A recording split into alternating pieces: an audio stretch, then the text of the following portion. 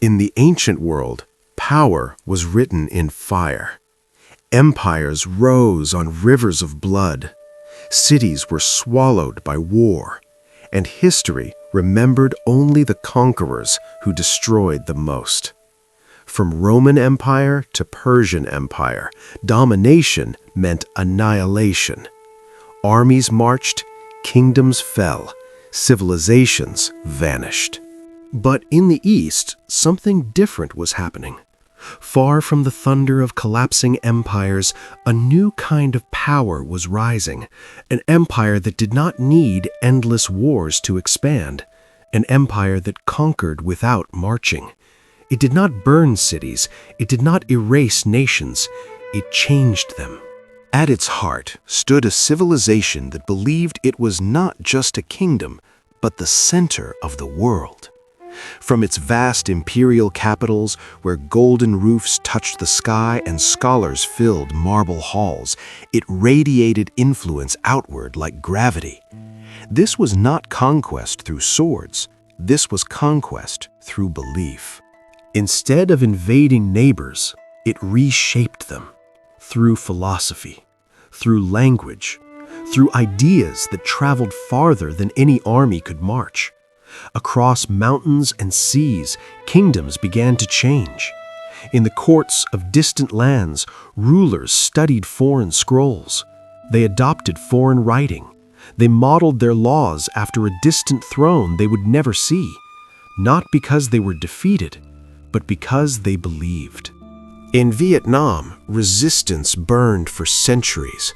Rebellions rose, armies clashed in jungles and rivers. Yet, even as swords were drawn, something deeper took root. The invaders could be pushed out, but the ideas stayed. Language, bureaucracy, philosophy, they lingered like echoes that refused to fade. Further north, in Korea, kings did not resist. They embraced the transformation. Royal courts reshaped themselves in the image of a distant empire. Scholars memorized its teachings. Palaces mirrored its grandeur, not through fear, but admiration. Even islands across the sea watched closely. They studied its systems, borrowed its wisdom, adapted its culture into something uniquely their own. And so, without invasion, a silent transformation spread across Asia. Borders did not move, but civilizations did. No maps recorded this conquest. No generals claimed its victories, because it did not happen in a single moment. It happened slowly, quietly, over centuries. A conquest measured not in battles, but in generations. Its greatest weapon was not iron. It was identity. It convinced entire civilizations that alignment was strength, that order came from imitation, that civilization had a center, and the closer you moved toward it, the more powerful you became.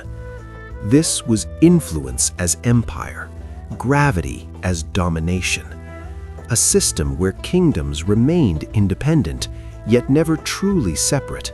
Some resisted. Some embraced, some transformed the influence into something new, but none escaped it completely.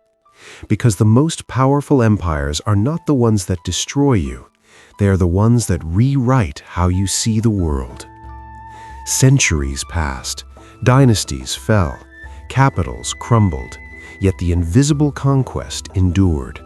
Even today, its echoes remain, in traditions, in writing, in philosophies passed down through generations, in the shared rhythms of cultures that once stood worlds apart, but were slowly pulled into the orbit of a single civilization.